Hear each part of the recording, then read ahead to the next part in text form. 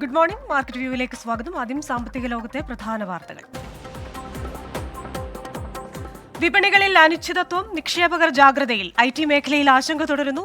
RBI നിബന്ധനകൾ bank ധനകാര്യ മേഖലകൾക്ക് തിരിച്ചടിയായേക്കും. യൂറോപ്യൻ വിപണികളിൽ നേട്ടം, അമേരിക്കൻ വിപണികൾ തുടർച്ചയായ നഷ്ടത്തിൽ. ബാൾട്ടിമോർ പാലം തകർത്ത കപ്പലപകടം മെർസ്ക് ഷിപ്പിംഗ് കമ്പനിക്ക് തിരിച്ചടിയായി. യുദ്ധഭീതി ഒഴിഞ്ഞതോടെ ക്രൂഡ് വില താഴ്ന്നു.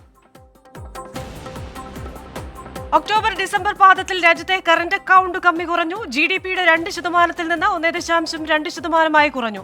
സേവന മേഖലയിലെ കമ്മി കുറഞ്ഞത് തുണച്ചു. വ്യാപാര കമ്മി കൂടി. രാജ്യത്തേക്കുള്ള പ്രവാസി വരുമാനം 2.1% വർദ്ധിച്ച് $3,140 കോടി. രാജ്യാന്തര വിപണിയിൽ കൊക്കോ വില കുതിക്കുന്നു. ഒരു വർഷം കൊണ്ട് കൊക്കോ വില 3 ഇരട്ടിയായി. മെയിലെ അവധി വില ടണ്ണിന് $10,000 കടന്നു. പശ്ചിമാഫ്രിക്കയിലെ കാലാവസ്ഥാ വ്യതിയാനം മൂലം ഉൽപാദനം കുറഞ്ഞത് തിരിച്ചടിയായി. ലോകം നേരിടുന്നത് 60 വർഷത്തിനിടയിലെ ഏറ്റവും വലിയ കൊക്കോ ക്ഷാമം. ചോക്ലേറ്റ് കമ്പനികൾ ആശങ്കയിൽ. വാർഷിക വേൾഡ് ഡെവലപ്പേഴ്സ് കോൺഫറൻസിനൊരുങ്ങി ആപ്പിൾ. ജൂൺ 10 ആരംഭിക്കുന്ന കോൺഫറൻസിൽ AI തന്ത്രം അനാവരണം ചെയ്യുമെന്ന് പ്രതീക്ഷ. ആപ്പിൾ വെബ്സൈറ്റിലും ഡെവലപ്പർമാരുടെ ആപ്പിലും കോൺഫറൻസ് സൗജന്യമായി പോസ്റ്റ് ചെയ്യും. iPhone, iPad, Mac, Vision Pro headset, smart watch എന്നിവയ്ക്കുള്ള സോഫ്റ്റ്വെയർ അപ്ഡേറ്റുകളും പുറത്തിറക്കിയേക്കും. ലോകോത്തര നിലവാരത്തിലുള്ള വിദ്യാഭ്യാസ ആവാസ വ്യവസ്ഥ ഇന്ത്യയ്ക്ക് ആവശ്യമെന്ന് മഹീന്ദ്ര ഗ്രൂപ്പ് ചെയർമാൻ ആനന്ദ് മഹീന്ദ്ര. മഹീന്ദ്ര സർവകലാശാലയ്ക്ക് ദീർഘകാല ലക്ഷ്യമുണ്ടെന്ന് ആനന്ദ് മഹീന്ദ്ര. മഹീന്ദ്ര സർവകലാശാലയ്ക്കായി അടുത്ത 5 വർഷത്തിൽ 550 കോടി വാഗ്ദാനം ചെയ്തു.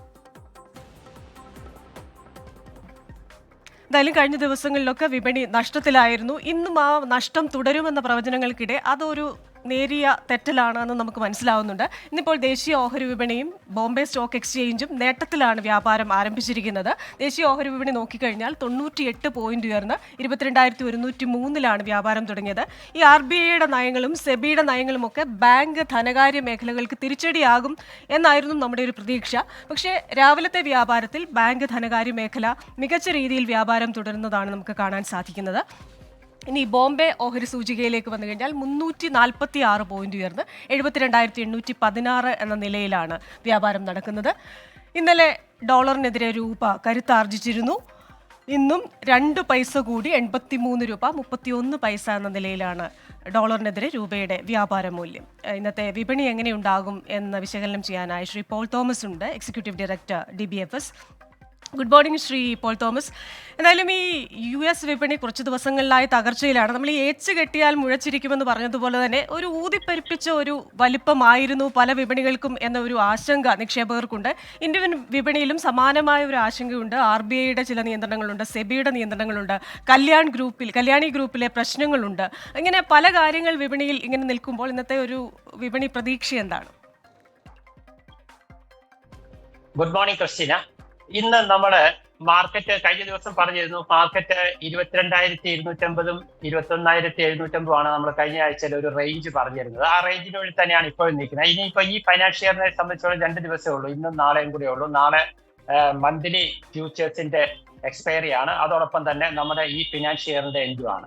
അതുകൊണ്ട് തന്നെ മ്യൂച്വൽ ഫണ്ടുകളെ പോലെയുള്ള പല ഫണ്ട് മാനേജേഴ്സിനും അവരുടെ NAV ഉയർത്തി നിർത്തേണ്ടതായിട്ടുണ്ട്. അതുകൊണ്ട് മാർക്കറ്റിൽ ഒരു ബൈങ് കഴിഞ്ഞ ഈ മാസം നമ്മൾ നോക്കി കഴിഞ്ഞാൽ ഡൊമസ്റ്റിക് ഇൻസ്റ്റിറ്റ്യൂഷൻസിന്റെ ഏറ്റവും ഹയസ്റ്റ് ബൈങ് ക്വാണ്ടിറ്റി വന്നേക്കുന്ന ഒരു മന്താണ്. അപ്പം അത് ഇവിടുത്തെ പല ഇൻസ്റ്റിറ്റ്യൂഷൻസിനും അത് ആവശ്യമായതുകൊണ്ട് തന്നെ മാർക്കറ്റ് 31 മാർച്ചിന് കയറ്റി നിർത്താനുള്ള ഒരു ഭാഗത്തുണ്ടായിരിക്കും എന്നുള്ളത് കഴിഞ്ഞ ദിവസവും പറഞ്ഞിരുന്നു. അപ്പം അതിന്റെ ഭാഗമായിട്ട് ആണെന്ന് തോന്നുന്നു ഇന്ന് റിലയൻസ് പോലെയുള്ള ഹെവി വെയ്റ്റ്സ് ഒക്കെ ഇന്ന് നല്ല 2% മുകളിലാണ് ഇപ്പോൾ ട്രേഡ് ചെയ്യുന്നത്. അങ്ങനെ മാർക്കറ്റ് ഇന്ന് ഏകദേശം 100 പോയിന്റിന്റെ നിഫ്റ്റി മുകളിലാണ് ഇപ്പോൾ നിൽക്കുന്നത്. നാളെയും ഒരുപക്ഷെ പോസിറ്റീവായിട്ട് നിൽക്കും. എന്നിരുന്നാലും 22,250 ഇന്നത്തെ ട്രേഡിങ്ങിൽ നല്ലൊരു റെസിസ്റ്റൻസ് ആയിട്ട് തന്നെ നമുക്ക് കണക്കാക്കാം. ശരി, thank you Shri Paul Thomas. എന്തായാലും ഈ സാമ്പത്തിക വർഷത്തിലെ വ്യാപാരത്തിന്റെ അവസാന ദിനങ്ങളിലാണ് നമ്മൾ നിൽക്കുന്നത്. മാർക്കറ്റ് ഇന്ന് തുടക്കം നല്ലതാണ്. ശ്രീ പോൾ തോമസ് ആണ് മാർക്കറ്റ് വിശകലനം ചെയ്തത്. മാർക്കറ്റ് വ്യൂ പൂർണ്ണമാവുകയാണ്.